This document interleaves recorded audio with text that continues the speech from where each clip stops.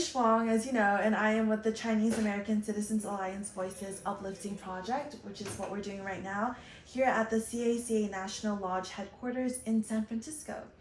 Today is September 7th and 2025, and it's currently 11:03 a.m. Very specific. Okay. So, and I am here interviewing Hua of C.A.C.A's San Antonio Lodge in Texas, right? Yes. This conversation is being recorded for the purposes of our historic records pertaining to the national conventions. So, could you please give your consent to this recording? Please state your name and then consent to being recorded. Okay, my name is Hua Liu, and yes, I consent to being recorded. Okay, great. So, the first question is obviously, what is your full name? What lodge are you from? And how long have you been a member of C.A.C.A? So my full name is Hua Trin Liu from the San Antonio Lodge. I've been a member for about 5 years. Okay. And then it's currently September 7th, 2025. How are you feeling about the convention now that it's over? This is like the final day. What did you like about the convention, and what were some unexpected things? So it's been really bittersweet. I didn't know what to expect because it's my first convention. The first day was pretty quick with all the different meetings. Yesterday with the resolutions, that was interesting too, to see politics come into work and real topics and what the C.A.C.A will be doing in the next year and focusing on. I guess what I liked the most today was going around and talking to different people. They're doing the nominations now. Yeah. And so since I'm a national executive candidate, I went around and talked to some people. So it was neat getting to know people. But I guess my favorite would be just having the different meals, having that one-on-one conversations, talking about their history, talking about what they like, just getting to know different members all across the country. Yeah, I agree. So, what feelings or memories come to mind when you think about your first C.A.C.A convention? That doesn't apply now, right? Yeah, Yes. it's my first one, Yeah. but now, I guess since it's the tail end, the thoughts I have for, wow, it's really neat being in this building. It's historical, being in Chinatown, meeting people from all different parts of their walks of their life and the history they've had, not only with C.A.C.A, but defending Asian American civil rights and Chinese citizens' civil rights, just knowing all of that and being here. It's been inspiring. Is there anything that you're looking forward to the next convention? Well, I heard that it might be Seattle, so being back on the West Coast again would be really neat, and seeing the history of sort of that West Coast. I feel like they have a lot of history about Chinese Americans and how they first came. Not so much on my personal background and family history, but just knowing the long history and the struggles that they had, and I guess learning what the struggles were in Seattle. I'm not that familiar with it, so learning that would be really neat. Oh yeah. So, why did you first decide to join C.A.C.A? I know you joined like 5 years ago, and what motivates you to continue your involvement today, especially since you were nominated? So I've been involved in C.A.C.A probably a lot longer than that. My father and mother-in-law are longstanding members. So it's funny because I was at one of our anniversary galas when I was first in San Antonio, when I was dating my husband, who's from San Antonio. So I have a little ticket that says we went to the 50th anniversary, and now we're celebrating the 70th this year. Wow. So technically I've been participating in C.A.C.A, but really it was 5 years ago, back in 2020 during COVID, when I noticed all the discrimination and the prejudice against Chinese Americans and also Asians in general. And that's when I felt like C.A.C.A was really there to speak up for us, to advocate for us and to protect us, and also to offer things like healthcare items and support that other organizations weren't able to do. And so because of that, I feel like that's when I really joined C.A.C.A, became active, and became interested. Okay. Are you and like your in-laws, your parents? Yeah, my husband's parents, yes. Are you guys like still all involved, like them? Yes, absolutely. Actually, my mother-in-law, she just got elected into the secretary position, the national secretary position. She's been president of our local C.A.C.A before, and she's been quite active, and my father-in-law also. So just watching them, they've been just a wonderful model to see them be these civil rights activists. I mean, probably not What are their names? Judy and Melvin Wong. And so just watching them has really inspired me to also be part of C.A.C.A and do something. But not only that, I don't have any children, but I know a lot of friends. I have nephews and nieces, and I feel like they would benefit from civil rights and the work that I can perhaps help do and the work that I can serve C.A.C.A in. Yeah, I wanted to ask, like, are you a part of any other like nonprofit organizations pertaining to like Chinese Americans or just like community involvements? I'm part of quite a few organizations, but this is probably the one that's specifically Chinese American focused. And so it's very different because it focuses specifically on civil rights and helping protect those civil rights. So the other ones are more based on either profession or other interests, but this one is really different than the others. Okay. So the next question is, what historic or personal event do you credit for inspiring your involvement in C.A.C.A, in civil rights or in advocacy? I know you talked about 2020 and the pandemic happening. Could you speak more about that? Yeah, definitely. So that's probably when I first got involved in C.A.C.A, more than just, attending meals or different festivals. I think it was mainly also from that I started being interested in C.A.C.A, but it was actually the DC legislative trip that I was invited to join, where I really started understanding that I personally could do something for civil rights and could speak out on legislation. So my background has never been very politically oriented. I didn't understand a lot of politics and things that were going on in the government. And so this trip helped me understand how you can contact your representative and how your representative is there for you. And walking through those steps and managing the schedules, the meetings, and learning the different important bills that affect Chinese American citizens, that was where I guess my heart was really feeling more passionate towards helping C.A.C.A and wanting to be a bigger part of it. Yeah, I know, because we went on the trip together. Yes. So that was our first, I guess, introduction to really how I can support civil rights. And have you been, now that you're back in San Antonio and after you went on the trip, what have you taken from the trip and applied? Oh, I mean, definitely. Just being able to speak to other friends and family members. I think the Chinese American population, a lot of them don't understand perhaps how they can make a difference, or perhaps they don't understand how politics work, or how maybe their one vote could work, or things that they can do in their community.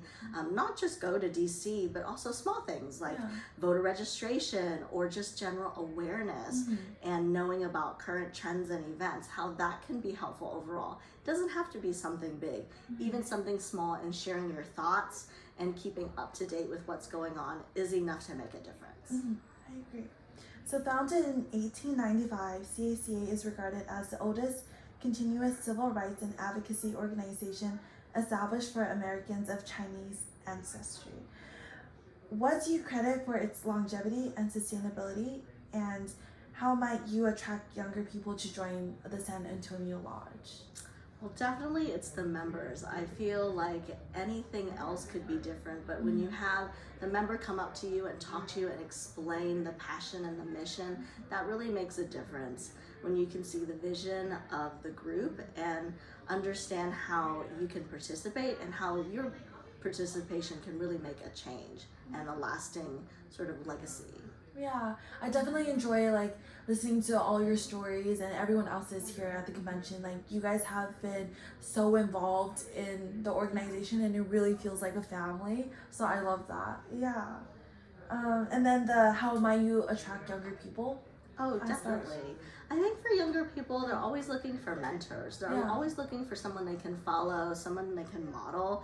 I think it would be great if there was even a mentorship program or a way to bring more young people in to help. Not only do things like go to the DC trip, but like what the AIDS did this past convention, just being there to support and seeing how things run, not expecting that they do more than what they're being asked to do, but just enjoy their time here and be young and just see how legislation works and how C.A.C.A. works. I love that idea, like a mentorship program. I know we spoke a lot during the DC trip, and I felt like you had a lot of insightful things to talk about, not just about like Chinese ancestry and all that stuff, but also about life in general, so, which is really important, that connection and just building that community too, like especially here maybe in San Antonio, where the Asian population might not be that big for Chinese Americans, right? So that is really important. Yeah.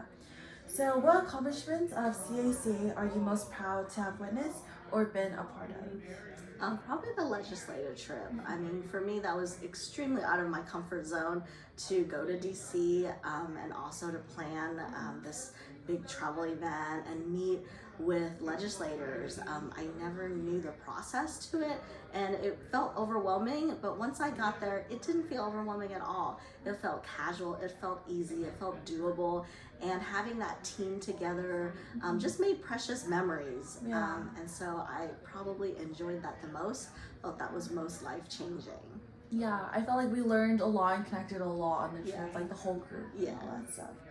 And then I guess for my last question is, what advice would you give to the next generation of members who want to carry on the mission of C.A.C.A.? I know we have a lot of like a convention age, like you saw today, like the youngest being 13. What would you tell her or anyone of that age? Yeah, definitely. So I would say, I'm a person who loves history. So I would say study the history of Chinese Americans and the work that they've done. And that's one way to honor them. And that's also one way to know what you could do.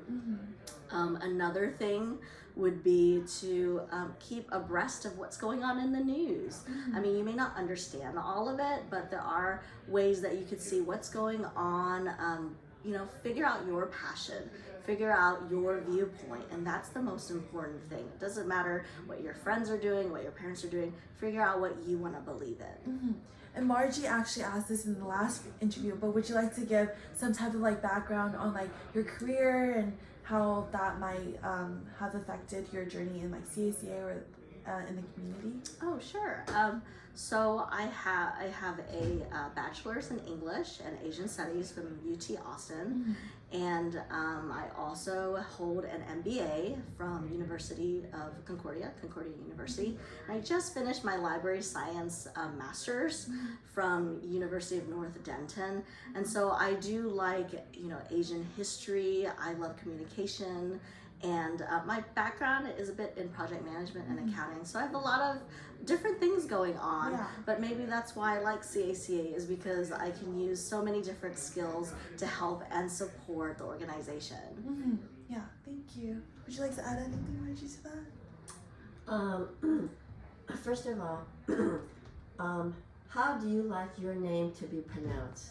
Oh, so I pronounce my name Hua. Hua. Okay. And then last name Liu. Yeah. All right. Yes. And you did make mention, I was kind of say, even though I guess you made some comment alluding to the fact that you are not Chinese American, but you find many similarities. I am Chinese American. Okay. Yeah. All right, but you said that, but you kind of made that you found a lot of similarities. So I was wondering if it's because Seattle is just so rich with a lot of multi ethnicities that sometimes actually it's very unique being Asian American in Seattle. Right. I guess I was referring to the fact that my family doesn't have the Chinese American history that is most prevalent here with what happened in the 1880s and the 1900s, because my parents came here in the late 1970s. Okay. And so not a lot of that's discussed at C.A.C.A. They kind of look a little bit further back.